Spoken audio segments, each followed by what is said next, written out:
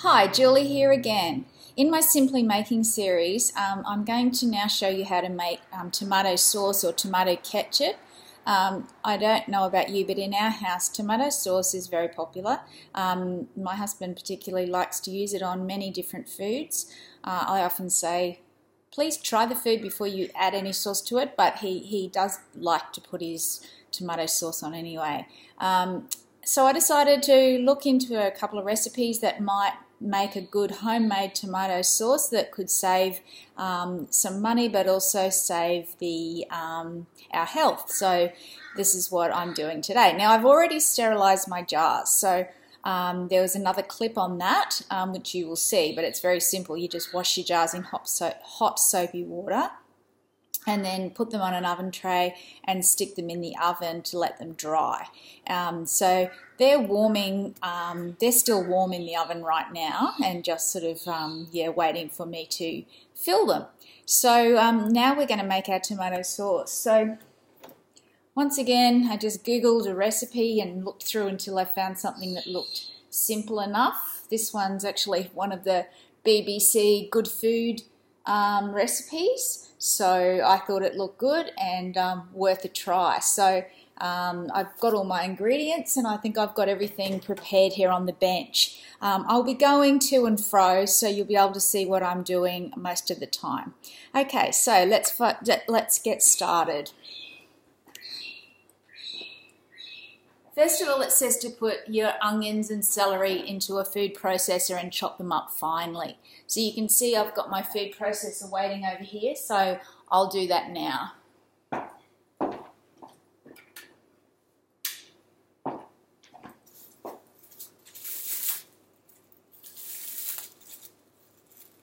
I'll put this recipe copy on the bottom in the description of this clip as well, but this is 4 good sized onions just chopped roughly.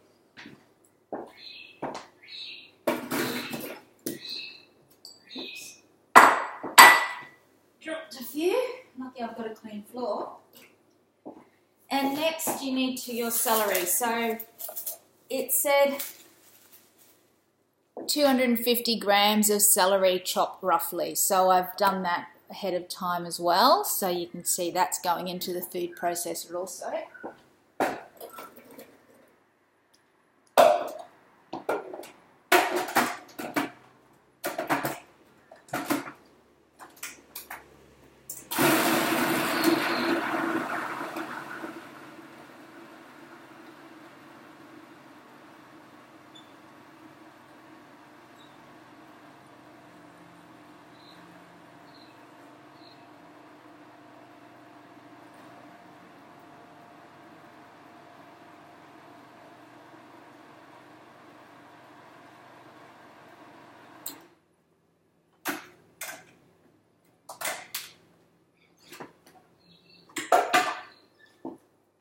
It looks pretty good. You can see that it's chopped nice and finely now, and we're ready for our next step. The next step says heat oil in a very large saucepan on the stove and add the onions and the celery. Cover and then soften over low heat for 5 minutes. Okay, so sounds pretty easy. Instead of oil though, I use butter. I don't like cooking with olive oil. I prefer to use butter. I just don't like what I've heard about olive oil being boiled or heated. So here's about the equivalent of a few tablespoons of oil, and I'm putting that straight into my saucepan and melting it. Yeah, see I've got like a large saucepan here, like a soup pot.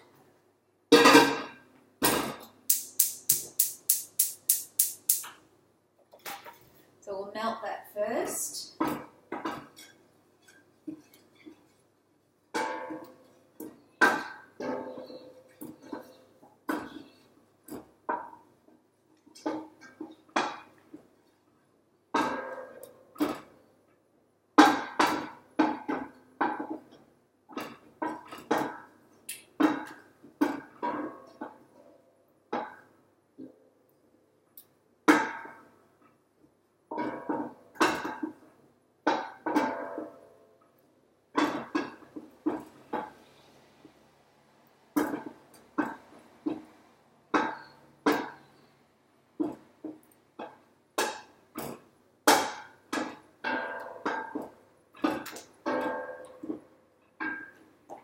also got my next ingredient ready while that butter's melting, which is sliced garlic. So you need 4 cloves of sliced garlic ready to go in after the celery and the onion are softened.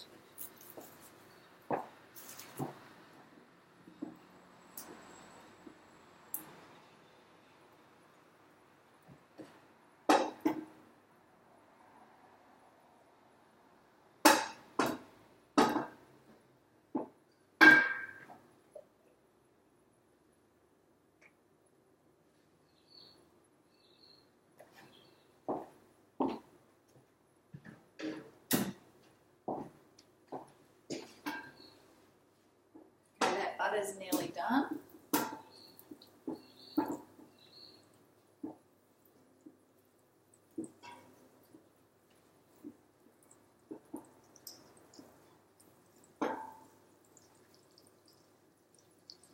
And we now add our onion and celery in there.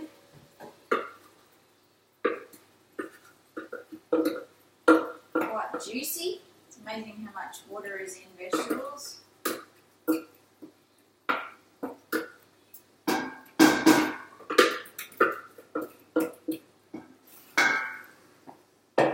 So it says to soften this, just covered over a low heat.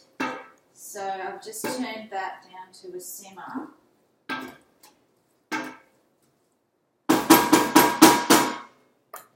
And I get my lid and cover up my saucepan. Righto, so I've got to give that 5 minutes. So, okay, let's go through what we've done so far. So we've chopped up our 4 good-sized onions and our 250 grams of celery. We've put them in the food processor until they're nice and fine. We've heated our oil or butter on the stove, and we're now softening that onion and celery mixture. So I don't know why you don't cook it, but anyway, that's the recipe says. So we'll be good children and follow the recipe. But when that 5 minutes is up, then we add our garlic next. I don't like to edit these clips because I think it's really important for you to actually see how long things actually take to do. I mean, obviously I've got everything kind of prepared ahead in terms of the chopping and things like that, so you don't have to watch the chopping going on, but the actual cooking time, it's nice to have it authentic and real time rather than being fast forwarded and edited and all the rest of it. It gives a false idea of how long things take to do. But I generally find that these simple ideas that I've chosen for you to put on this channel are usually quite easy. It's just a matter of, oh, my husband's home now, just a matter of getting the right ingredients and then, you know, going to the trouble of actually going ahead and doing it. But anyhow, that's going along now. Let's just check we've got our next things ready.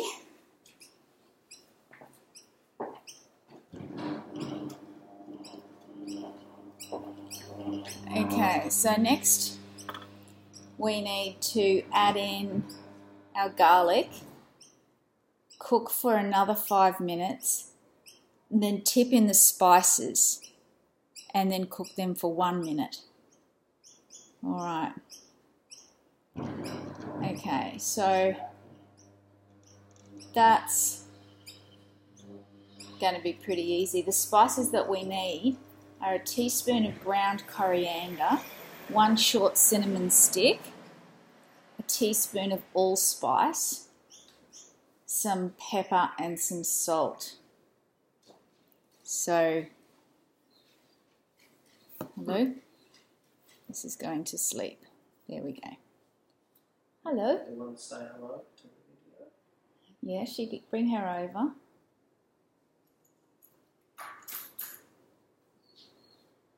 You know my puppy Bailey well. Here she is again to say hello to you.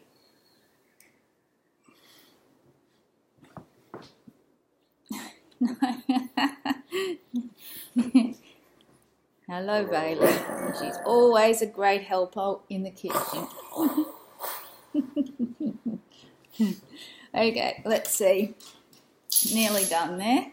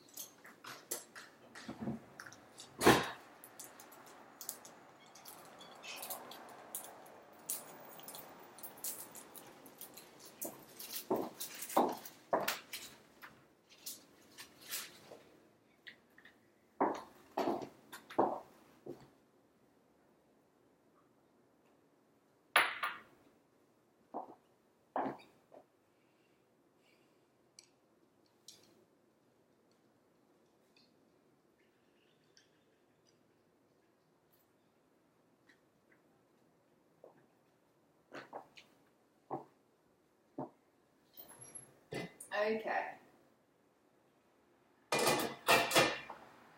Whoa, it smells very oniony. Whoa, my eyes are going to start crying soon.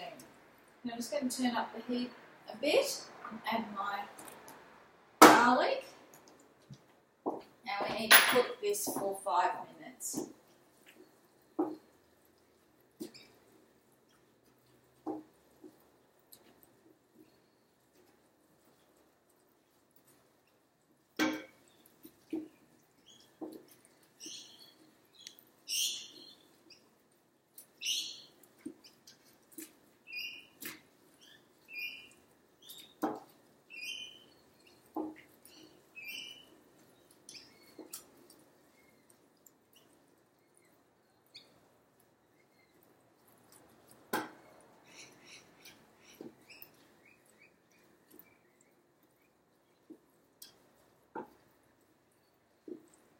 Quite a few juices and things at the bottom, and you can see that it's really making me cry. I'm not sad, I do love cooking, but those onion juices are quite powerful.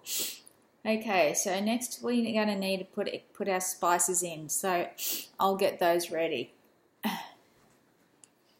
So we need a teaspoon of everything and half a teaspoon of pepper. All right.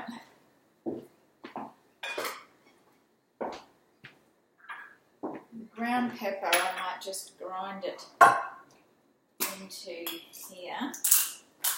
So, because I always find if I grind my pepper on top of a steaming pot, it jams up the works. And it doesn't allow it to actually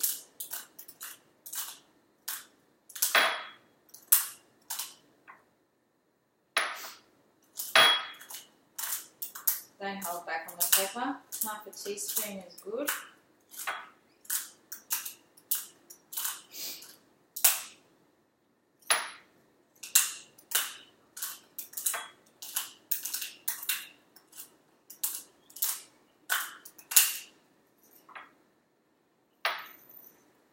That's about right. Just give this a bit of a stir again.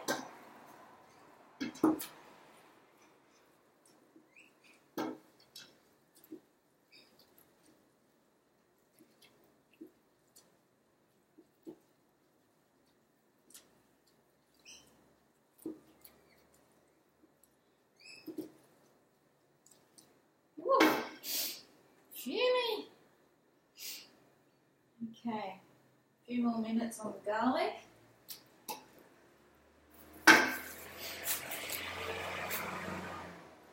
Yeah, I have used a bit of Glad wrap. I was a bit lazy yesterday and just used Glad wrap, but as you'll see in my clips about being eco-friendly, I do try to avoid using Glad wrap and plastic where possible. However, I think because I was covering the onions up, I think I really, they're very fumy, and I just thought they might stink out everything in the fridge if I left them just with the waxed beeswax wraps. So I just used actual plastic wrap. Don't judge me for it. All right, let's add our spices. So we put in our teaspoon of ground coriander.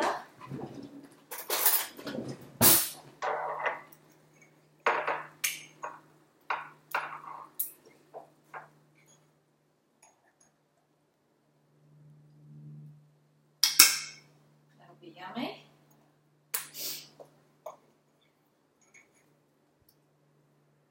Next we need a short cinnamon stick. There she is. It smells good. In it goes. Next we need a teaspoon of allspice. You could use different spices in here according to your taste. Different herbs. If you don't particularly like the ones that this recipe asks for. Then the ground black pepper and 2 teaspoons of salt. So there's my ground pepper that I ground earlier. And I use a good quality Himalayan sea salt. 2 teaspoons of that.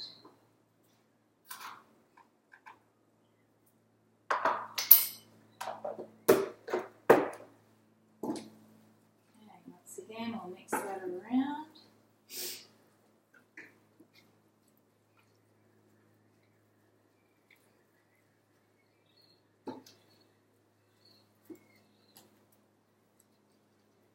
I wonder what happens with the celery, with the cinnamon stick later. I guess you just grind it up, I guess.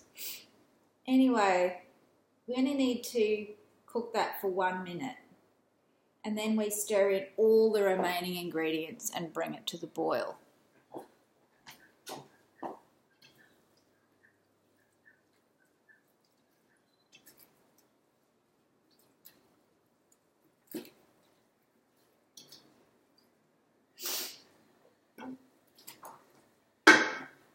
Okay, our next ingredient. 2 kilograms of ripe mushrooms. So you can see we have a beautiful bowl of mushrooms. I mean, what am I talking about? Tomatoes. We have a beautiful bowl of ripe tomatoes here, which I've chopped up. There's 2 kilograms in there. So we just add that in.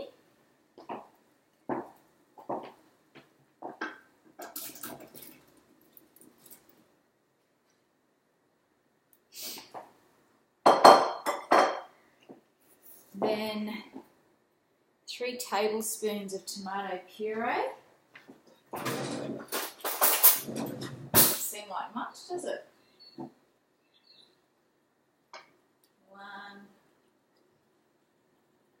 2,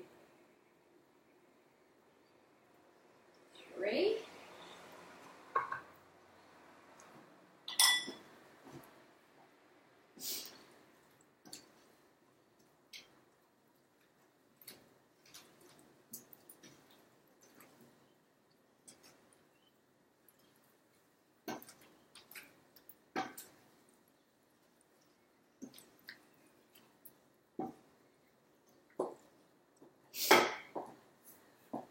Next, we need half a teaspoon of tabasco sauce. Wow.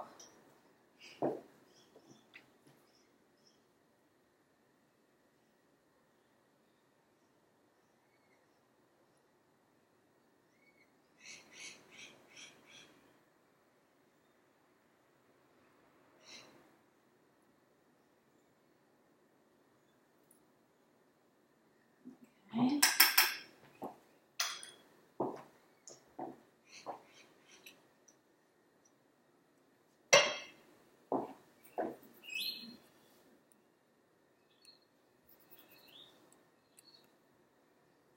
You still with me? Oh, I think it blocked out there for a minute. Okay, let's see what else we need. Did you see the tabasco sauce? Half a teaspoon of tabasco sauce. Okay, next we need 200 ml of white wine vinegar.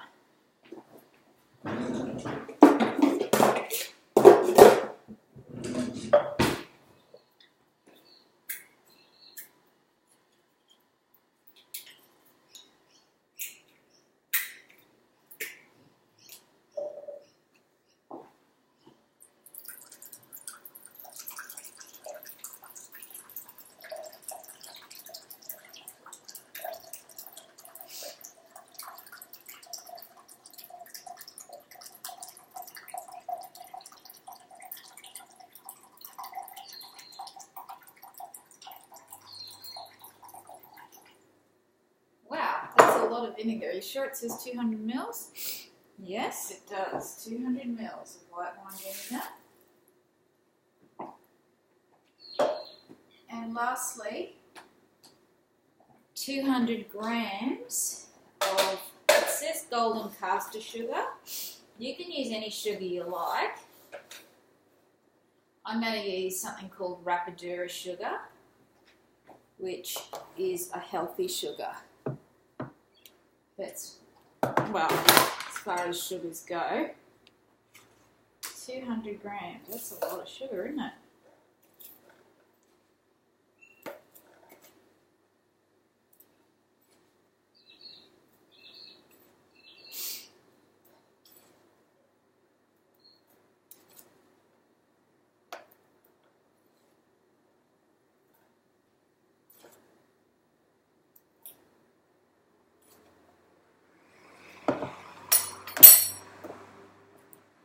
And then add that sugar in, stir it all around.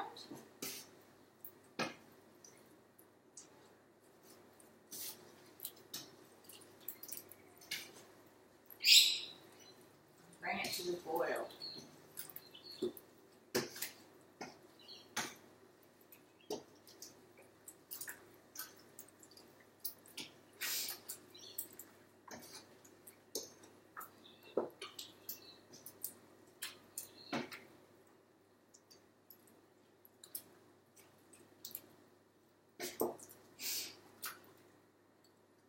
Colours in there look heavenly. Okay, we're doing well. All right, so probably you don't need to see me make the rest because it actually says here now you've got to keep it on a bubbling simmer, uncovered, for 1 hour until the tomatoes are all squishy and the liquid needs to have reduced down by several inches, it says.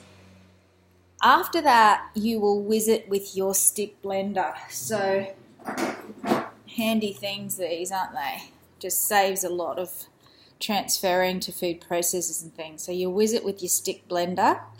Now, if you want to just then put it into your jars and use it like that, that's absolutely fine. It'll probably be a little bit chunkier than your traditional tomato ketchup.